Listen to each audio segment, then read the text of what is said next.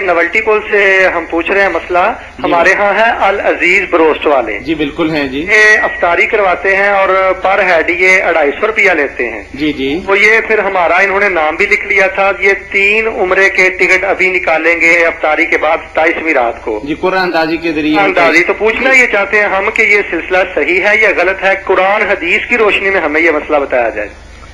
بہت اچھی بات ہے. مسلمان کو ہر معاملے میں اللہ اور رسول کی طرف رجوع کرنا چاہیے. بہت مبارک ہے آپ کا یہ ذوق کہ آپ نے یہ سوچا کہ اس بارے میں پوچھنا چاہیے. یہ طریقہ درست ہے, اس میں کوئی حرج نہیں ہے. یہ اپنی طرف سے انعام دیتے ہیں.